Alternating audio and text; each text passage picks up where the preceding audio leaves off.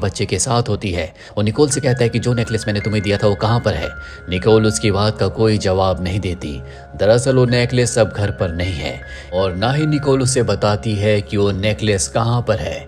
यहाँ पर उसे गैरी की बात याद आती है, इसीलिए वो गैरी के पास जाता और उससे पैसों की डिमांड करता है। गैरी कहता है कि तुम मेरी सारी सेविंग्स को टैक्स में भरना चाहते हो।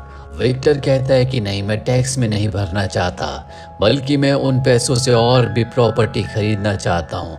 मैं अपने काम को बढ़ाना चाहता हूँ। और अब ये ऐसे ही करते हैं। यह अपनी कंपनी की, अपनी प्रॉपर्टी की ऐड को टीवी पर भी रन करते हैं। साथ ही अलग अलग शहरों में और भी प्रॉपर्टीज़ को खरीद लेते हैं।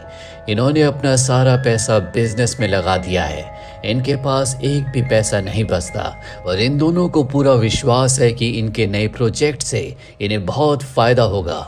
वहीं निकोल को पता चल जाता है कि विक्टर ने उसे चीट किया है, इसीलिए अपने बच्चे को लेकर वो घर छोड़कर चली जाती है और कोर्ट में डिवोर्स के लिए फाइल कर देती है। और अब क्योंकि विक्टर के साथ निकोल नहीं है, इसीलिए उसे बैंक से लोन भी नहीं मिलता। अपने काम को आगे बढ़ाने के लिए इन्हें पैसे चाहिए। विक्टर के पास बहुत प्रॉपर्टी तो है, लेकिन उसके बिहाफ पर भी उसे कोई पैसा नहीं मिल सकता, क्योंकि वो सारी की सारी प्रॉपर्टी निकोल के नाम है। ऐसा होने की वजह से काम बहुत से काम हो जाता है। अभी वो हार नहीं मानता। वो कैसे कहता है कि बैंक ले, इसमें खुद से बैंक में लोन दिया और अपने बैंक से अपने बैंक में हायर कर लेता है और बैंक को लेकर लाइसेंस की कमीशन की जरूरत होगी, इसलिए गवर्नमेंट के पास जाते हैं जो लाइसेंस प्रोवाइड करता है। वो कहता है कि हमारे पास बैंक को लेकर क्वालिफिकेशन नहीं है, पर विक्टर उसे बहुत सारे पैसे रिश्वत के रूप में देता है, जिसके बाद वो इन्हें परमिशन दे देता है। इस तरह से विक्टर अपनी कंपनी को डूबने से बचा लेता है। ये पार्टी करते हैं, पर एक रात को इनके घर पर पुलिस आती है जो विक्टर को अरेस्ट कर लेती है।